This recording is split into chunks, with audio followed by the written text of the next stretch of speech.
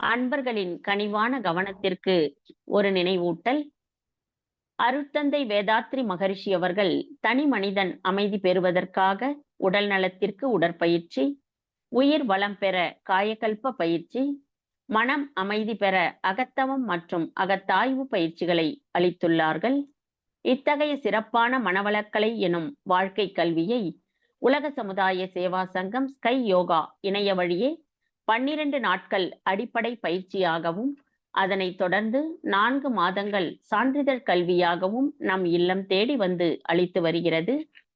இந்த சிறப்பான செய்தியினை நமது உறவுகளிடமும் நட்புகளிடமும் பகிர்ந்து அனைவரும் உடல் நலத்துடன் ஆரோக்கியமாக அமைதியாக வாழ நம்மால் ஆன சிறு உதவியினை செய்வோம். மகரிஷியின் கனவாம் உலக அமைதிக்கு நம்மால் இயன்ற சிறு தொண்டினை செய்து குருவின் கனவினை நனவாக்குவோம்.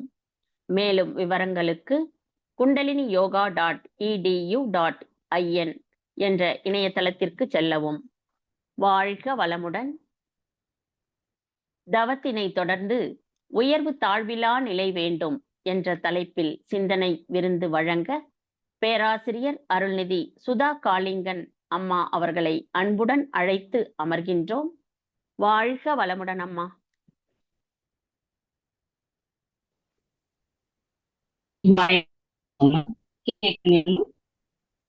வாழ்க வளமுடன் அம்மா.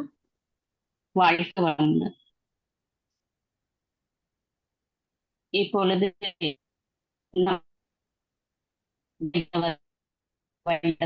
பேராசிரியர் அருள்நிதி சத்யபிரியா பொய்யாமொழி அம்மா அவர்களே அனைவரும் இதே தவநிலையில் வாழ்த்துவோம்.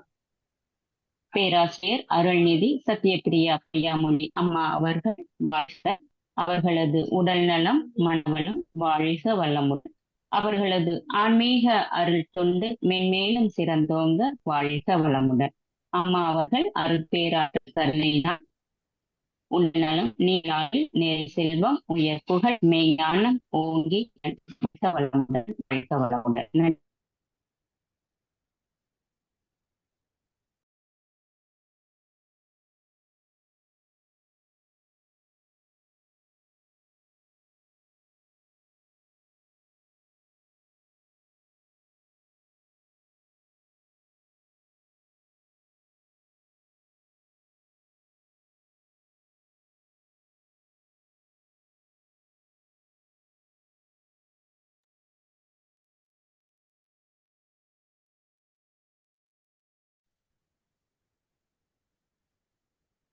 வாழ்க வளமுடன் அம்மா.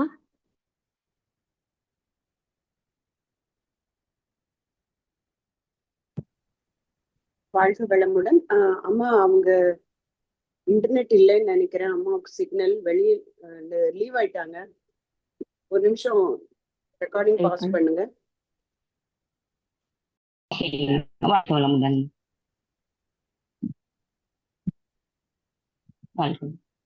வாழ்க வையகம் வாழ்க வையகம் வாழ்க வளமுடன். குரு வாழ்க குருவே துணை. சிந்தனையை உடல் நலத்தை சீரமைத்து உய்வித்த குருவே வாழ்க. சிந்தனையோட தலைப்பு உயர்வு தாழ்வு இல்லாத நிலை வேண்டும். உயர்வு தாழ்வு இல்லாத நிலை எப்படி வரும்? மனிதனிடத்தில் ஆசையால் வருவதே அனைத்தும். ஆசை மறுமலர்ச்சியே 6 தீய குணங்கள். பேராசை முறைப்படுத்தப்படாத ஆசையாகுது. எல்லாமே வேணும் என நினைக்கும் போதும் அதை அடைய ஆசைப்படுவதுமே பேராசையாகுது. அளவு முறையோடு இருப்பது நிறைமனம். அப்படி அடுத்து சினம். அந்த ஆசையை அடைய முடியல, கிடைக்காம போயிருச்சு. அப்போ ஆசை தடைப்படும் போது அந்த தடையை நீக்க எழும் ஆர்வம் தான் சினமாகுது. இப்படி விட்டு கொடுத்து போனோம்னு சொன்னா அந்த இடத்துல என்ன ஆகுது? பொறுமையாகுது இல்லைங்களா? கடும் பற்று.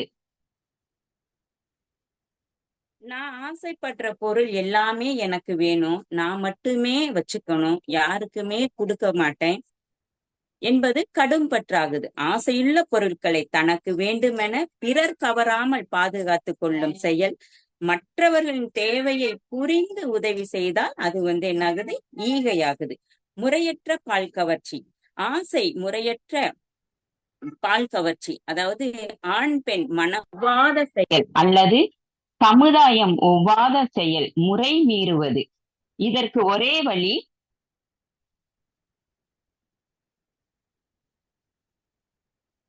ஒரே இதற்கு ஒரே மருந்து என்னன்னு பார்த்தோம்னா காயக்கல்பம். இந்த காயக்கல்பம் என்ன பண்ணுது? கற்பு நெறியை நமக்கு கொடுக்குது.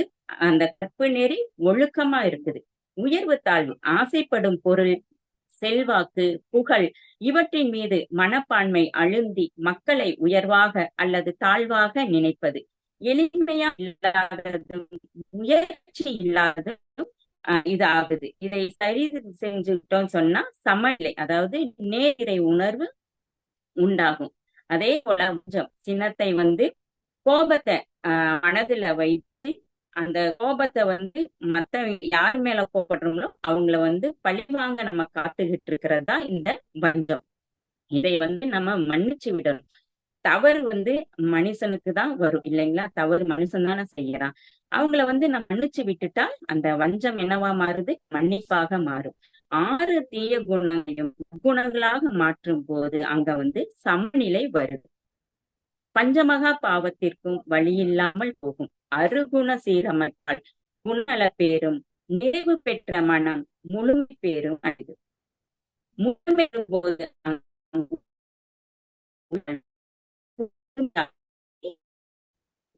எவ்வளவுதான் உயர உயர பறந்தாலும் கீழே வந்துதான் ஆகணும். அதே மாதிரி கீழே இருக்கிறவங்க மேல வருவாங்க ஏதோ ஒரு நேரத்திலேயாவது. அப்போ இந்த இரண்டுமே எப்படி இருக்குது? உயர்வு தாழ்வா தானே இருக்குது. இந்த இரண்டுமே இல்லாத நிலை எதுனா அதுதான் சமநிலை. ஈக்குவல், மிடில், சென்டர் இப்படி எல்லாம் நம்ம சொல்லுவோம் இல்லைங்களா?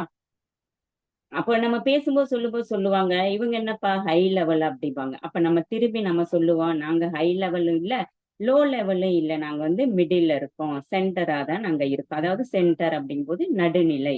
நம்ம நடுநிலையில சமநிலையில இருக்கோம் இல்லைங்களா? உயர்வுங்கிறது நம்முடைய வாழ்க்கையில வரக்கூடிய முன்னேற்றம். இப்போ சைக்கிள்ல போனா நான்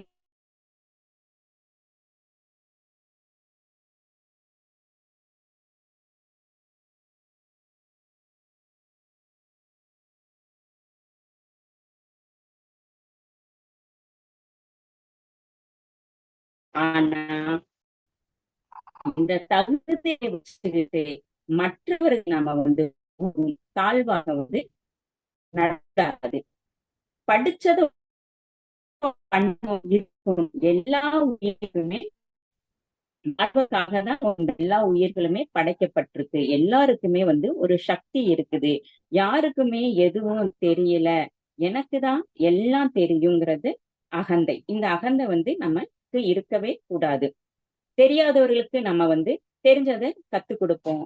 நமக்கு தெரியாத நாம தெரிஞ்சவங்க கிட்ட இருந்து கத்துக்குவோம். அவ்வளவுதான். நம்முடைய மனசுல உயர்வு தாழ்வுங்கிற மனப்பான்மையே வரக்கூடாது. எப்போதும் சமமாகவே நம்முடைய மனதை வச்சுக்கணும். உயர்வு தாழ்வுங்கிற மனப்பான்மை வாழக்கூடிய வாழ்க்கைக்கு கிடையாது, நம்முடைய மனதின் எண்ணங்களுக்கு தான். அதனாலதான் மகரிஷி ஐயா உயர்வு தாழ்வு மனப்பான்மையை அப்படின்னு சொல்லியிருக்காங்க. அதாவது சமநோக்காக நம்ம பார்க்கணும், நேர்நிறை உணர்வுன்னு சொல்லி இருக்காங்க. தான் தனது என்னுடையது அப்படிங்கிற உயர்ந்த அகந்தையும் ஆணவமும் நமக்கு இருக்கக்கூடாது. தாழ்ந்த மனப்பான்மையும் நமக்கு வேண்டாம். நம்முடைய ஒவ்வொருவருக்குள்ளும் இருக்கக்கூடிய அற்புதமான சக்தியை நாம வெளியில கொண்டு வந்தா அதுவே நமக்கு போதும். இந்த உயர்வு தாழ்வு இல்லாத நிலை நமக்கு கிடைக்கும். இதுக்கு ஒரு சின்ன விளக்கம் பார்த்தோம்னு சொன்னா, புழு, மீன், குரங்கு, யானை, பறவை இப்படி இதுகளை எடுத்துக்கிட்டோம்னு சொன்னா, இப்ப மண்புழு இருக்கு. மண்புழு என்னது? விவசாயிகளோட முதுகெலும்புன்னு சொல்லுவோம் இல்லைங்களா? இந்த மண்புழு மண்ணுக்குள்ளதான் இருக்கும். அந்த மண்ணை என்ன பண்ணும்? அது தோண்டி தோண்டி அந்த மண்ணை லேசா அமிழ்ந்து தரையில அழுத்தி இருக்கக்கூடிய அந்த மண்களை இது நகர நகர என்னாகும், அந்த மண்கள் எல்லாம் உதிர்ந்த மாதிரி இருக்கு. அப்ப அந்த செடி நடுறதுக்கு எளிமையா இருக்கும் இல்லைங்களா? இந்த மண்புழுவோட வேலை அது. ஆனா அதே மண்புழுவை தூக்கி தரையில போட்டா என்னாகும், கொஞ்ச நேரத்திலேயே அது நகர்ந்து நகர்ந்து ஒரு மாதிரி சுருங்கி இறந்து இல்லைங்களா? அதே மாதிரி மீனும் அப்படித்தான். மீனை தண்ணிக்குள்ள இருந்தா மீன் நீந்திக்கிட்டு எவ்வளவு வேகத்துல போகும். நம்ம கை விட்டோம்னு அந்த மீனை பிடிக்க முடியுமா? இல்ல. தூண்டில் போடுவாங்க, இல்ல வலை போடுவாங்க. அப்படிதான் அந்த மீனை பிடிக்க முடியும்.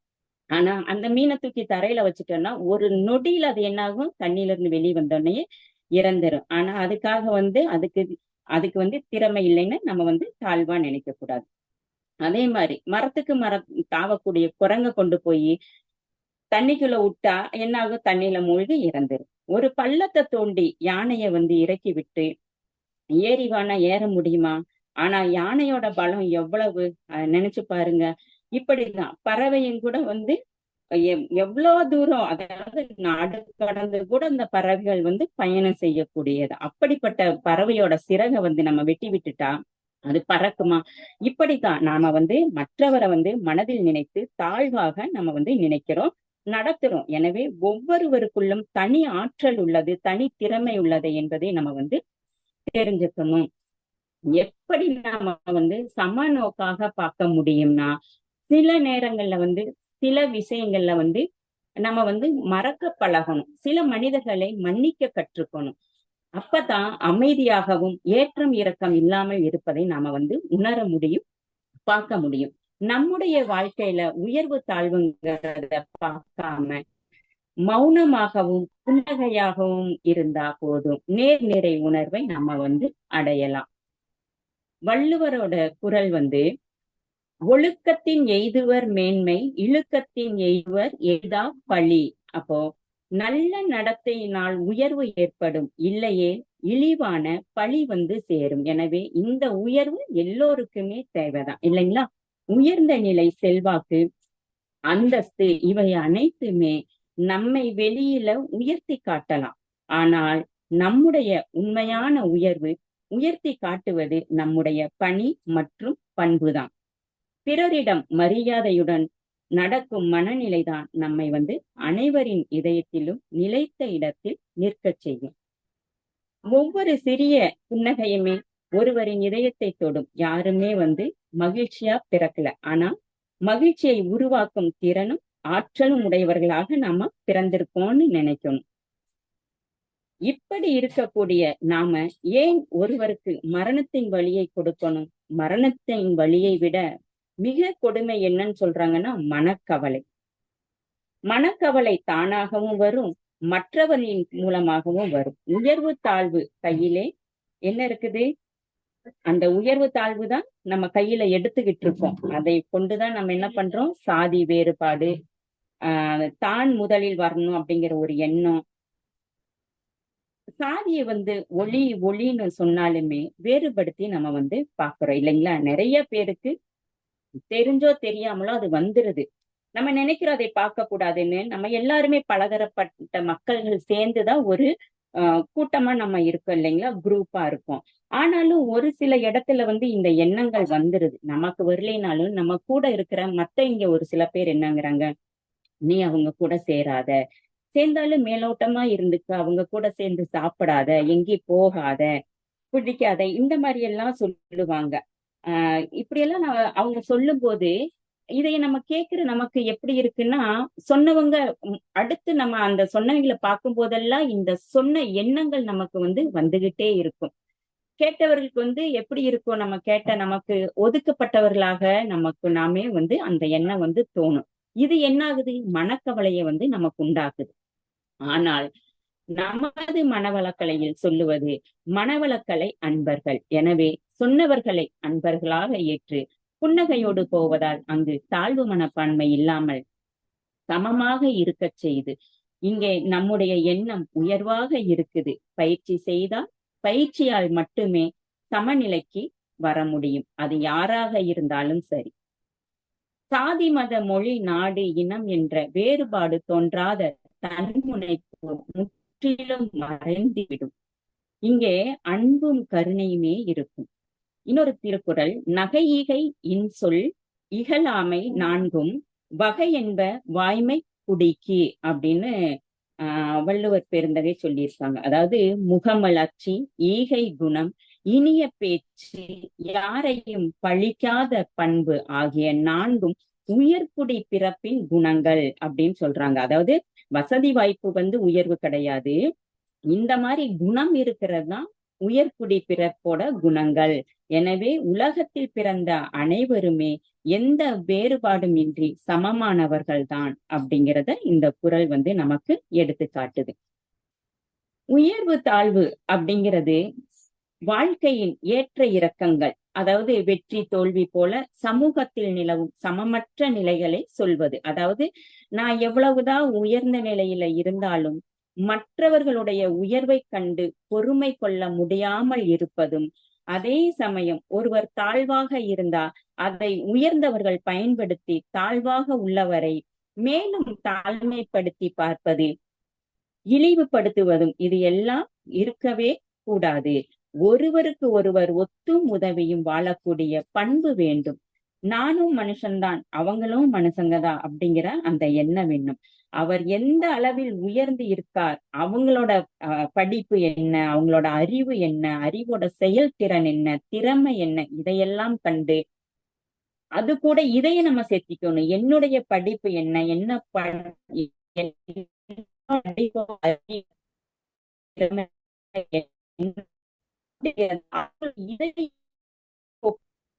ஒரு பழக்கத்தை விளக்கி பரிமாறிக்கொண்டு சமமாக நம்ம வாழ பழகினாலே இந்த உயர்வு தாழ்வு இல்லாத நிலை இருக்கும். வாழ்க்கையில உயர்வு தாழ்வு இருக்கத்தான் செய்யும். மேட்டில் உள்ள நீர் என்னாகுது, தாழ்வாக கீழ் நோக்கி வரத்தானே செய்யும். அப்போ உயர்வு தாழ்வு அங்க இருக்கத்தானே செய்யுதுங்களா. ஆனால் உயர்வு தாழ்வு மனப்பான்மை இருக்கக்கூடாது. உயர்வு அதாவது சுப்பீரியாரிட்டி காம்ப்ளெக்ஸ், இன்ஃபீரியாரிட்டி காம்ப்ளெக்ஸ், இது இருக்கக்கூடாது. ஆனா என்ன இருக்கலாம், தாழ்மை அப்படிங்கிறது இருக்கலாம். தாழ்மை அப்படிங்கிறது என்ன, தாழ்ந்து போவது, அதாவது அகங்காரம், ஆணவம், இது எல்லாம் இல்லாம இருக்கிறது தான் நமக்கு அந்த நம்மளோட தாழ்ந்த குணத்தை கொடுக்கக்கூடியது.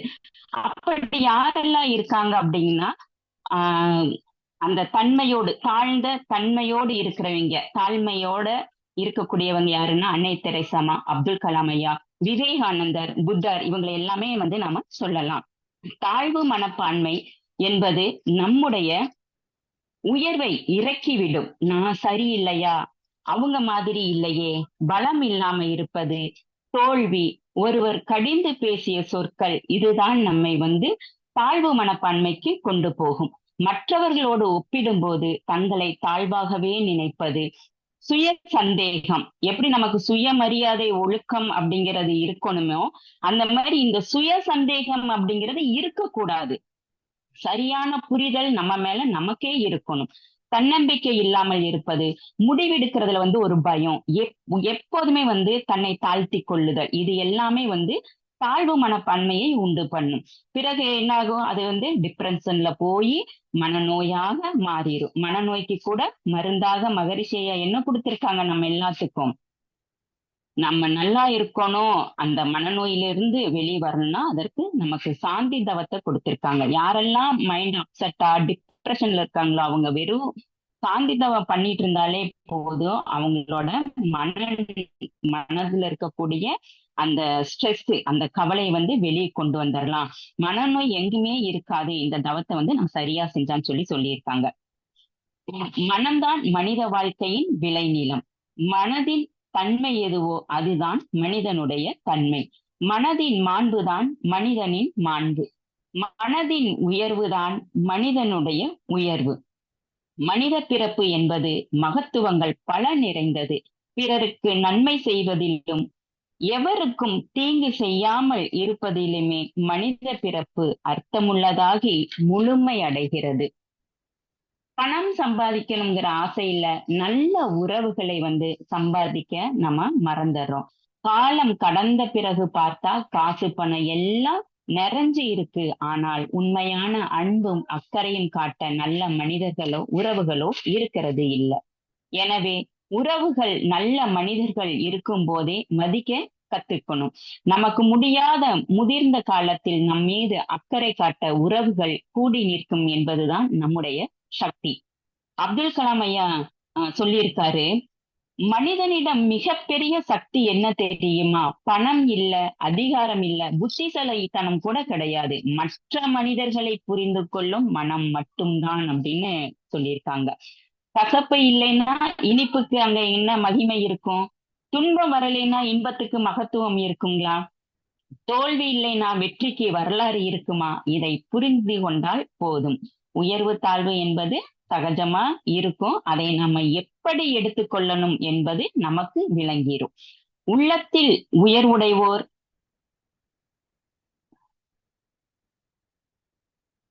பரவி உலகத்தார் உள்ளத்துள் நிறைவார் என்கிறார் நமது அருள் தந்தை அவர்கள். பிரபஞ்ச பேராற்றல் மனிதனை படைத்த போது அல்லது ஓர் அறிவு உயிரினம் தோன்றிய போதே பணம், தாறு, வசதி எல்லாத்தையுமே கூடவே கொடுத்தா விட்டுச்சு? இல்லைங்க. இது எல்லாமே பசி தாகம் என்ற தேவையும் உயிர் வாழணும் என்ற ஆசையிலும் பாதுகாப்பாக இருக்க வேண்டியே நம்ம என்ன பண்ணோம்? கொஞ்சம் கொஞ்சமா முன்னேற்றம்ங்கிற பாதையில போய் வசதி வாய்ப்புகளை நம்ம ஏற்படுத்தி கொடுத்துக்கிட்டோம் இல்லைங்களா? வசதியானவர்கள் வசதி இல்லாதவர்களை அடிமைப்படுத்தி பார்த்து பழகிவிட்டோம் இல்லைங்களா?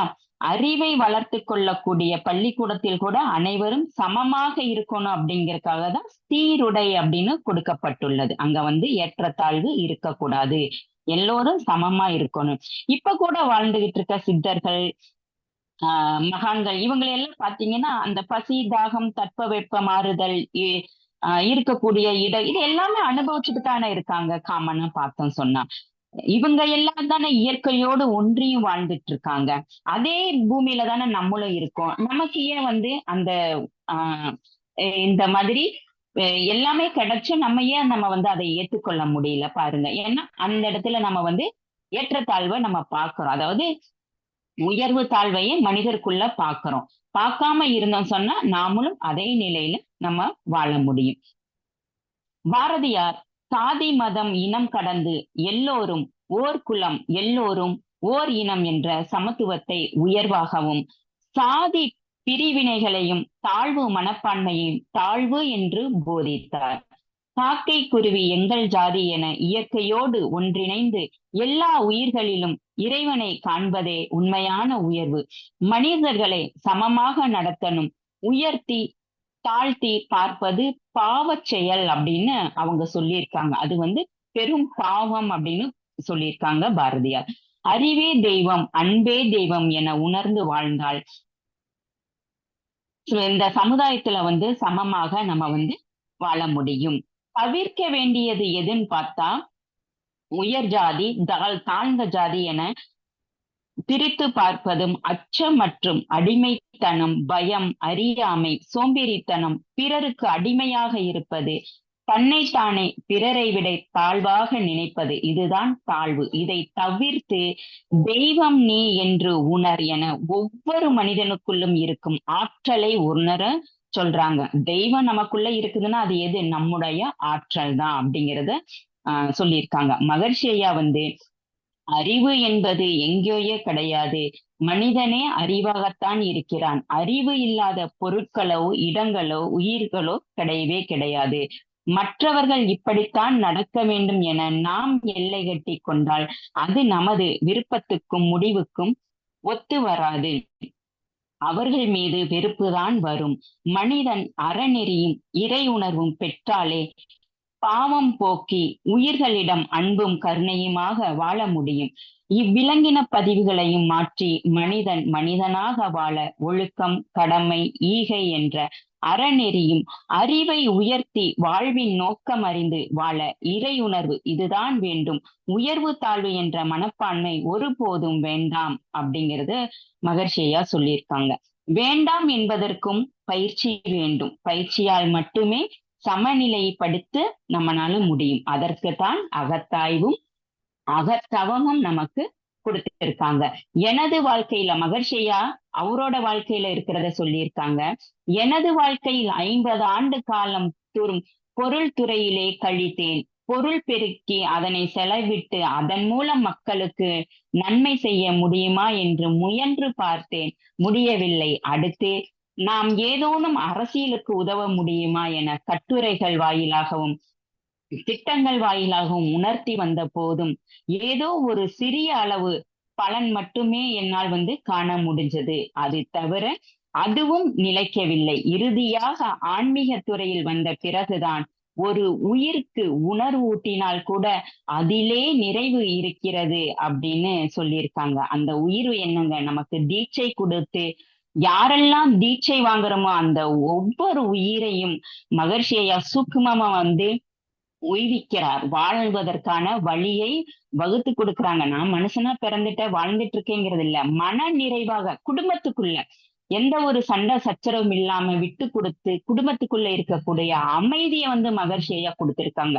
இந்த நிலை நம்ம ஒவ்வொருத்தருக்குள்ளும் வர வேண்டும்.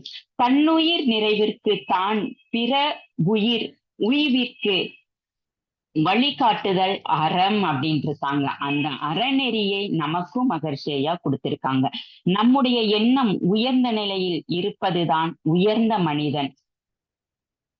சமநிலையில இருக்கணும். எடைக்கல் வைத்த தராசு நம்ம பார்த்திருப்போம் இல்லைங்களா? நீதி இந்த கோர்ட்ல எல்லாம் இருக்கும், நீதி தேவதை கையில ஒரு தராசு இருக்கும்.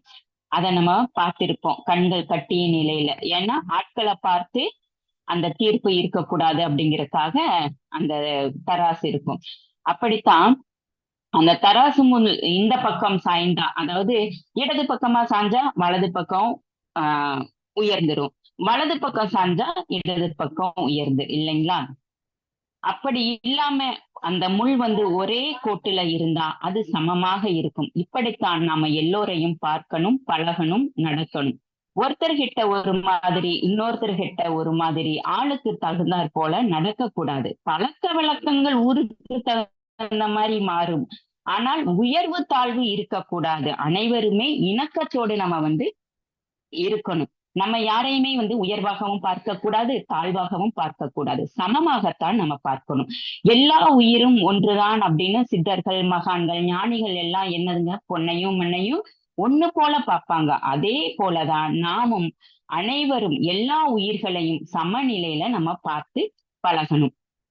உயர்வாக பார்க்கணும்னா அது எதையும் நம்ம பார்க்கணும்? அவர்களுடைய படிப்பு, அறிவு திறமை, அறவழி, பண்பு, இரக்கங்குணம், மனிதனிடத்தில் பணிவு, பணிவோடு நடப்பது, மென்மை, இதையெல்லாம் ஒரு மனிதனிடத்தில் இருக்கும் உயர்வை கண்டு நாமும் அதே போல நம்மை உயர்த்தி கொள்ள முயற்சிப்பதும் தான் நமக்கு நன்மையாக இருக்கும். அறிவு செல்வத்தை பாராட்டுவது உயர்ந்த பண்பு ஆகும். தன்வாழ்த்துல கூட உயர்ப்புகள் அப்படின்னு சொல்றோம்ல, அது என்னன்னா நம்ம இன்னொருத்தருக்கு அந்த உயிருக்கு செய்யக்கூடிய நன்மைக்கு கிடைக்கக்கூடிய உயர்ப்புகள். இது வேணும். ஒருவருடைய அந்தஸ்து, பணம், பொருள், செல்வாக்கு இதைய பார்த்து நாம அவங்களுக்கு அடிமையாக இருக்கவே கூடாது. இருக்கப்பட்டவங்க சொல்லுவாங்க, என்னன்னு வெள்ளக்காக்கா பறக்குது பாருங்க அப்படின்னா, ஆமா சாமி பறக்குதுங்க, நீங்க சொல்றது கரெக்ட் தாங்க அப்படின்னு சொல்லக்கூடாது. இந்த அடிமைத்தனம் நமக்கு இருக்கக்கூடாது. நேர்மையான பாதை, நன்னடத்தை, இதுதான் நமக்கு வேணும். அறிவேதான் தெய்வம் என துணிந்து உரைப்போம். இப்படி துணிவு நம்மிடம் இருந்தால் யாரையும் உயர்வு தாழ்வாக நினைக்க மாட்டோம். எல்லோரையும் சமமாக பார்ப்போம். தன்னோடு அந்த தன்மையாக பார்க்கக்கூடிய தன்மையும் நமக்குள்ள வரும். சமமான நிலை சமாதான நிலையாகவும், உலக சமாதானம்தான் உயர்வு தாழ்வு இல்லாத ஓர் உலக கூட்டாட்சியாக இருக்க செய்யும். எனவே நாம் அனைவரும் ஒன்று கூடி வேதாத்திரியத்தை பின்பற்றி உலக சமாதானத்திற்கு வழிவகுப்போம் என கூறி இவ்வளவு நேரம் செவி மடித்த உங்கள் அனைவருக்கும் நன்றியும் வாழ்க வளமுடன் என்கின்ற வாழ்த்துக்களும். எனக்கு நல்லதொரு வாய்ப்பினை நல்கிய ஸ்கை ஆன்லைன் குழுமத்திற்கும் மிக்க நன்றி. வாழ்க வளமுடன், வாழ்க வளமுடன், வாழ்க வளமுடன். இத்துடன் என் உரையை நிறைவு செய்து கொள்கின்றேன். வாழ்க வளமுடன். நன்றி.